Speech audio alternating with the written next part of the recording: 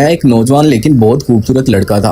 Academy की madam कहती थी कि कभी मेरे पास ट्यूशन पढ़ने आओ, बहुत कुछ सिखा दूंगी और फ्री में भी पढ़ा दूंगी। मैं उसके पास जाता तो मैडम मुझे पढ़ा भी देती, लेकिन मुझे सबसे आखिर में छुट्टी देती।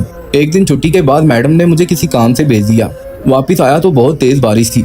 मैडम ने मुझे चाय पिलाई। कुछ देर में मुझे कोई होश ना था, लेकिन जब होश आया तो मेरे कदमों तले जमीन निकल गई, क्योंकि मेरे कपड़े तो खास सफेद पानी से गीले थे। एक रात बहुत तेज बारिश हो रही थी। रात का अंधेरा काफी हद तक फैल चुका था और मैं परेशानी के आलम में पूरी तरह बारिश में भीगता हुआ बहुत मुश्किल से अपनी मैडम के घर तक पहुंचना चाहता था। लेकिन तेज बारिश और हवा के थप्पड़ों की वजह से मेरे लिए चलना भी मुश्किल हो रहा था। मुझे अपने घर पहुंचने की भी जल्दी थी, क्योंकि घर पर मेरी माँ थी और बारिश वाले दिन हमारा घर पानी से भर जाता था। लेकिन इससे पहले मुझे अपनी मैडम को जाकर बताना था कि मैंने उनका काम कर दिया है। कुछ ही वक्त में मैं मैडम के घर पहुंच गया। मुझे अपनी मैडम बहुत अच्छी लगती थी। वो मुझसे बहुत मोहब्बत से पेश आती थी और मैं बाआसानी उनसे अपने दिल की हर बात कह देता था। वो एक 25 साल की जवान लड़की थी। वो अपने सारे काम सिर्फ मुझसे ही करवाया करती थी। बारिश में मेरा लिबास पूरी तरह भीग चुका था। मैडम ने जब मेरी हालत देखी तो कहने लगी कि साथ थोड़ी देर के लिए घर में आ जाओ, जब बारिश थम जाए तो चले जाना, मौसम बहुत खराब है, तुम्हारा घर यहाँ से काफी दूर है। मैडम के लहजे में मेरे लिए हमेशा की तरह बहुत मोहब्बत थी। आज मेरे पास बहुत अच्छा मौका था। मैडम घर में अकेली थी। मैं कुछ वक्त उनके साथ गुजार कर कुछ हसीन यादें बना सकता था, लेकिन मैंने मैडम को ये कहकर मना कर दिया कि मेरे माँ बाप मेरा इंतजार कर रहे होंगे। मैडम कहने लगी कि उन्हें नहीं पता तुम ट्यूशन पढ़ने आए हो, वो बिल्कुल परेशान नहीं होंगे, लेकिन अगर तुम इतनी बारिश में अपने घर जाने के लिए निकलोगे तो मैं जरूर सारी रात परेशान रहूंगी। इसलिए बेहतर यह है कि तुम कुछ देर मेरे यहाँ रुक जाओ, मैं तुम्हें भी गर्म कर दूंगी। तुम रुक जाओ, तुम्हें फौरन गरम गरम चाय पिलाती हूँ। चाय का नाम सुनकर मैं रुकने के लिए तैयार हो गया, क्योंकि मुझे बहुत ज्यादा सर्दी लग रही थी। मैडम ने मुझे बैठने के लिए कहा और खुद मेरे लिए चाय बनाने चली गई। मैं दिल ही दिल में सोच रहा था कि मैडम कितनी अच्छी है, आज उनके यहाँ कुछ कर ही लूँ। मेरा नाम साद है और मैं बहुत ही गरीब घराने से ताल्लुक रखता हूँ। हम एक किराए के घर में रहते थे और इतनी महंगाई में किराया अदा करना बहुत ही मुश्किल हो रहा था। मैं एक करियाने की दुकान पर काम करने लग गया था, लेकिन फिर जब अम्मा को कुछ घरों का काम मिल गया तो अम्मा ने जबरदस्ती मुझे एक स्कूल में दाखिल करा दिया। मैं सुबह स्कूल जाता और वापस आने के बाद दुकान पर भी काम करता। बहुत मुश्किल से मेरी तालीम चल रही थी। मैं 10वीं जमात का तालिबे इल्म था। मेरी उम्र 18 साल थी। मेरी मैडम ने मेरी अम्मा को मिलने के लिए बुलाया और मेरी कारकर्दगी को सामने रखा तो अम्मा ने उन्हें हमारे हालात से आगाह किया। ये सुनकर मेरी मैडम कहने लगी कि मैं आपके बेटे को ट्यूशन बढ़ा दूंगी और पैसे भी नहीं लूंगी। आपके बेटे के मुस्तकबिल का सवाल है। मैं चाहती हूँ कि साथ पढ़ लिख कर किसी अच्छी जगह पहुँच जाए। मैडम की ये बात सुनकर तो अम्मा खुश हो गई थी। जब मैंने ये बात सुनी तो मना कर दिया। मैडम कहने लगी कि तुम दुकान का काम छोड़ दो और पढ़ाई के बाद मेरे छोटे मोटे काम कर दिया करना, मैं इसके बदले तुम्हें पैसे दे दूंगी, इस तरह तुम्हारा खर्च भी चलता रहेगा। अम्मा ने फौरन हामी भर ली और अगले ही दिन मैं ट्यूशन पढ़ने के लिए अपनी मैडम के घर जाने लगा था। वहाँ जाकर मुझे पता चला कि मेरी मैडम, जो कि इतनी खूबसूरत है, वो अभी तक अकेली रहती है और उनका कोई नहीं है। काफी सारे बच्चे उनके पास पढ़ने के लिए आते हैं। मैडम ने मुझे बहुत मेहनत से पढ़ाना शुरू कर दिया और अगला ही टेस्ट मैंने बहुत अच्छे नंबरों से पास कर लिया। मेरी अम्मा मेरी पढ़ाई की तरफ से मुतमिन हो गई। अब मैं सुबह स्कूल जाता, दोपहर में कुछ वक्त दुकान पर बैठ जाता और फिर ट्यूशन जाता और फिर छुट्टी से पहले मैडम के कुछ छोटे मोटे काम निपटा कर वापस घर आ जाता। सबसे आखिर में मेरी ही मैडम हुआ करती थी, क्योंकि सब बच्चों के जाने के बाद ही मैडम मुझसे अपने घर का सौदा वगैरह मंगवाती थी। मैं बहुत ज्यादा थक जाया करता था, लेकिन घर के हालात ने वक्त से पहले मुझे बहुत जिम्मेदार बना दिया था। मैं मैडम के वसीओ और इस ड्राइंग रूम को देखते हुए अपनी ही सोचों में मगन था। मेरी मैडम एक अमीर औरत थी। उनके घर में हर किस्म की आसाइश मौजूद थी और उस वक्त भी इतनी ठंडी बारिश में उनके ड्राइंग रूम में हीटर चल रहा था। मैं सोच रहा था कि कुछ लोग कितने खुशकिस्मत होते हैं कि उनके पास जिंदगी की हर सहूलत मौजूद होती है, जबकि हम तो बुनियादी जरूरियात के लिए भी जिंदगी से लड़ रहे होते हैं। मैडम के पास हर कीमती से कीमती चीज मौजूद थी। ऊपर से वो खुद भी इंतहा दर्जे की खूबसूरत थी। मेरे भीगे हुए कपड़े देखकर कहने लगी कि उनके पास मुझे देने के लिए कपड़े नहीं है। मैंने मैडम से कहा कि आप परेशान ना हो, मैं बस चाय पीकर अपने घर निकल जाऊंगा। मैडम मुस्कुराकर कहने लगी कि चले जाना, तुम्हें बहुत जल्दी है अपने घर जाने की। मैडम की बात सुनकर मैं मुस्कुरा दिया। वो हमेशा ही मुझे आखिर तक रोक लिया करती थी। सब बच्चों की छुट्टी हो जाती, लेकिन मैं बैठा रह जाता और फिर वो मुझसे काफी देर बातें करती और इसके बाद मुझसे अपने काम कह देती। उनके अंदाज में इतनी मिठास होती कि मैं उनकी किसी बात को इनकार ही ना कर पाता और मैं चाय पीने लगा था। मुझे इतनी शदीद ठंड लग रही थी कि गरम गरम चाय मेरे अंदर एक सुकून पहुंचा रही थी। कुछ ही देर में मेरी चाय खत्म हो चुकी थी। चाय खत्म करते ही मैंने उनसे इजाजत मांगी तो उन्होंने ये कहकर मुझे कुछ और देर रुकने पर मजबूर किया कि बारिश अभी बहुत तेज हो रही है। आज अचानक इतनी तेज बारिश हो गई थी कि रुकने का नाम ही नहीं ले रही थी। मुझे अपने घर की फिक्र भी सता रही थी। मैडम मेरे साथ बैठकर मुझसे बातें करने लगी थी और मुझे उनसे बातें करते हुए अजीब सी गुनूदगी का एहसास हो रहा था। शायद मैं बहुत ज्यादा थक चुका था। मैडम मुझसे कहने लगी कि तुम थोड़ी देर मेरे कमरे में सुकून से लेट जाओ, जैसे ही बारिश कम होती है तुम चले जाना। मेरी आंखें नींद से बोझल होने लगी थी। मैं मैडम की बात मानकर उनके बेडरूम में चला गया, लेकिन गीले कपड़ों की वजह से मैं उनके बिस्तर पर नहीं लेटना चाहता था। मैडम भी मेरे पीछे कमरे में ही चली आई थी। वो कहने लगी कि मैं आसानी से उनके बिस्तर पर लेट सकता हूँ। मेरी हिचकिचाहट देखकर मैडम कहने लगी कि बिस्तर गीला होने की फिक्र ना करो, तुम आराम कर लो, मैं बाद में ये सब साफ कर लूंगी।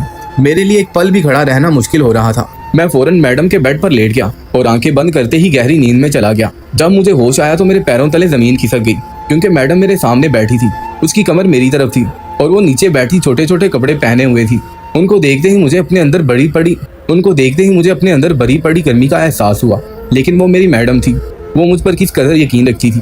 लेकिन जैसे ही मैं बेड से उठा, एकदम से मेरी आंख खुल गई, क्योंकि मैं ख्वाब देख रहा था। मुझे एहसास हो गया कि वो हकीकत नहीं थी। अब मैं अपने घर जाने के लिए उठना चाहता था, लेकिन उस वक्त मुझे अंदाजा हुआ कि मेरे साथ क्या हो चुका है। मैं जोर जोर से शोर मचाने लगा था। मेरी आवाज पर मैडम कमरे में चली आई और प्यार से कहने लगी, साथ तुम्हें क्या हो गया है? मैंने परेशानी के आलम में मैडम से पूछा कि आपने मेरे साथ क्या किया है? मैडम कहने लगी कि तुम परेशान ना हो, कुछ नहीं होगा, मैं तुम्हारे साथ हूँ, तुम्हें फिक्र करने की कोई जरूरत नहीं है, तुम मेरे साथ आराम से रह सकते हो। मैडम की बात सुनकर मुझे गुस्सा आ गया था। मैंने मैडम से कहा कि मैं फौरन अपने घर जाना चाहता हूँ। आपने मुझे बारिश के रुकने तक यहाँ ठहरने का कहा था, लेकिन अब तो बारिश खत्म हो चुकी है, तो मुझे जाने दें। लेकिन मैडम ने जैसे मेरी बात सुनी अनसुनी कर दी थी और वो मुझे कमरे में बंद करती हुई बाहर निकल गई। मैं उनके पीछे जोर जोर से चीखने लगा था, लेकिन जैसे उन्होंने अपने कान बंद कर लिए थे, थोड़ी ही देर बाद वो नाश्ता ले आई। मैडम ने बहुत प्यार से मेरे बालों में हाथ फेरा और कहने लगी, साथ तुम्हें बहुत अच्छी भूख लगी होगी, मुझे तुम्हारी फीलिंग का अच्छे से अंदाजा है। तुम खाना खाओ, मैं तुम्हारे लिए कपड़ों का इंतजाम भी करती हूँ। फिर तुम कल रात की तरह हमेशा ही मेरा साथ देते रहना। मुझे लग रहा था कि मैडम का दिमाग खराब हो गया है। मैंने उनसे कहा कि मेरे घर वाले मेरा इंतजार कर रहे होंगे, मेरी माँ भी बीमार है, आप मुझे मेरे घर वापस जाने दें। ये सुनकर मैडम कहने लगी कि अब से तुम्हारा घर यही है। थोड़ी ही देर में दरवाजा बजने की आवाज आई थी और मैडम मुझे दोबारा कमरे में बंद करके चली गई थी। मेरे दोनों हाथ पांव बंधे हुए थे, मैं अपनी जगह से हिल भी नहीं सकता था। मैडम न जाने मुझसे क्या चाहती थी और मुझे तो ये भी मालूम नहीं था कि उन्होंने रात भर मेरे साथ किया क्या था। थोड़ी देर बाद जब वो पलट कर वापिस आई तो कहने लगी कि तुम्हारी माँ तुम्हें ढूंढती हुई आई थी। मैंने उनसे कह दिया है कि तुम रात को ही वापस घर चले गए थे, फिर वो भी वापस चली गई हैं। मैडम की ये बात सुनकर तो मेरे औसान खता हो गए। मैं जान गया था कि मेरी माँ मुझे लेकर बहुत ज्यादा परेशान होंगी। मैंने मैडम से मिन्नत की कि खुदा के वास्ते मुझे छोड़ दो, मुझे यूं बंद रखकर आपको क्या मिलेगा। मैडम ने मुस्कुराकर मेरी तरफ देखा और कहने लगी कि मैं अब तुम्हें नहीं छोड़ सकती, बहुत मुश्किल से तुम मुझे मिले हो, मैंने बहुत इंतजार किया है और अब जाकर तुम मेरे हाथ आए हो। कुछ दिनों की बात है, फिर तुम्हारे माँ बाप तुम पर रो धो कर सब्र कर लेंगे। मैं तुम्हें एक अच्छी जिंदगी दूंगी और तुम्हें किसी चीज की कोई कमी नहीं होगी, बस तुम मेरा काम करते रहना। मुझे अब तक समझ नहीं आया था कि मैडम मुझे क्यों यहाँ पर कैद करके रखना चाहती थी। रात के वक्त जब मैडम मेरे पास दोबारा खाना लेकर आई तो मैंने एक नवाला ना खाया।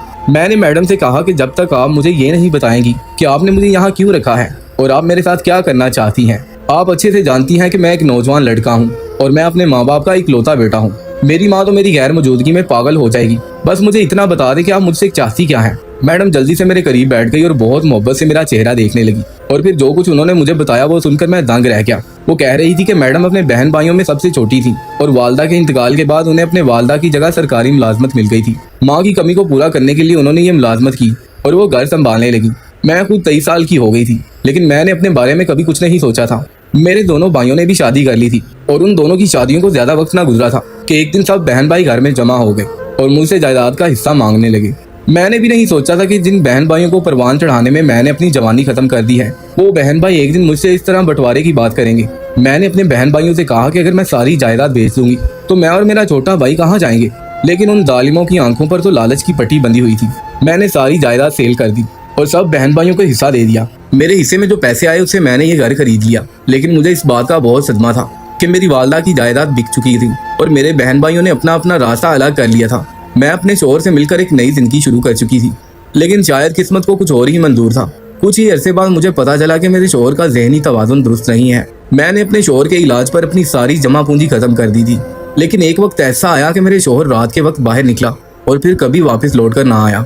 उसके अलावा मेरा इस दुनिया में कोई नहीं था, क्योंकि मेरे पास जिंदा रहने के लिए और कुछ नहीं बचा था। लेकिन तुम्हें देखकर मुझे ऐसा महसूस हुआ कि जैसे मेरा शोहर जिंदा होकर मेरे सामने आ गया है। मैडम मेरे पास से उठकर गई और कमरे की अलमारी से एक एल्बम निकाल कर लाई और अपने शोहर की तस्वीरें मुझे दिखाई तो वाकई मैं हैरान रह गया। वो तो हूबहू मेरे ही जैसा था। मैडम कहने लगी कि उस दिन मेरा दिल चाहता था कि मैं तुम्हें अपने पास रख लूं और आंखों से ओझल ना होने दूं, लेकिन जब तुम फेल हुए तो मुझे बहुत दुख हुआ है। और फिर तुम्हारी माँ ने तुम्हारे हालात के बारे में बताया तो ये जानकर मेरा दिल डूब गया कि तुम इतनी सी उम्र में इतनी तकलीफ सह रहे हो। मुझे ऐसे लगा कि जैसे मेरा शौहर दोबारा से तवाज़ुन खो बैठा है। मैं जब भी तुम्हें देखती हूँ तो मेरा दिल चाहता है कि मैं तुम्हें तमाम परेशानियों से निकाल लूँ और अपने पास रख लूँ। मेरा दिल यही चाहता है कि बस तुम मेरे साथ रहो और मैं तुम्हें और तुम मुझे सारी खुशियाँ दो। तुम्हें याद होगा कि मैं रात गए तक तुम्हें रोक कर रखती थी क्योंकि तुमसे बातें करके मुझे सुकून हासिल होता था। मैं तुमसे बहुत कुछ चाहती थी। ऐसा लगता था कि मैं अपने शौहर के साथ वक्त गुजार रही हूँ। अपने शौहर को खोने के बाद जो खला मेरे अंदर पैदा हो गई थी, तुमसे मिलने के बाद वो खला पुर होने लगी थी। कई दिनों से मैं यही सोच रही थी कि किसी तरह मैं तुम्हें अपने पास रख लूं और कहीं ना जाने दूं। मैं तुम्हें एक अच्छी जिंदगी देना चाहती हूँ ताकि तुम हमेशा मेरे साथ ही रहो। ये कहकर मैडम रोने लगी। अब मुझे एहसास हो रहा था कि उनकी ज़हनी हालत ठीक नहीं है। अपनों के रवैयों ने उन्हें पूरी तरह मार दिया था। उन्हें ये भी एहसास नहीं हो रहा था कि वो मेरे साथ कितना गलत कर रही हैं और उनकी हरकत से मेरे माँ बाप की अज़ियत से दुचार हो रहे होंगे। मैंने मैडम से कहा कि आप मुझे आज़ाद कर दें। मैं हमेशा आपको अपनी बीवी की तरह ही रखूंगा और रोज़ाना आपके साथ कुछ वक्त गुजारूंगा।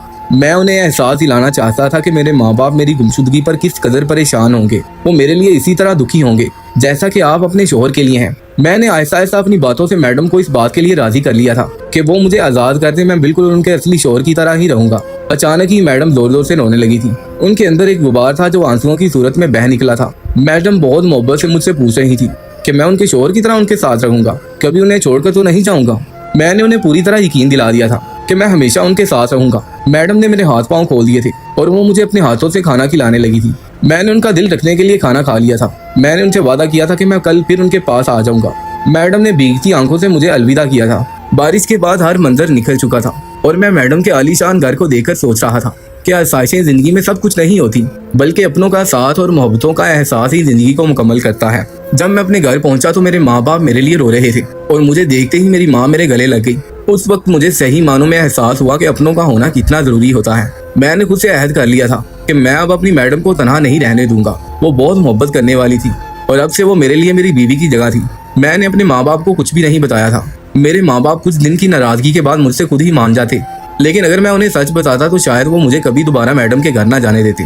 अब मैं मैडम के पास ही रहने लगा और कुछ दिनों बाद मैडम ने हकीकत में मुझसे शादी कर ली और मैंने उनके खोए हुए शौहर की जगह ले ली। अब मैं उन्हें बहुत खुश रखता हूँ और खूबसूरत बीवी और मालो दौलत में खूब मजे करता हूँ।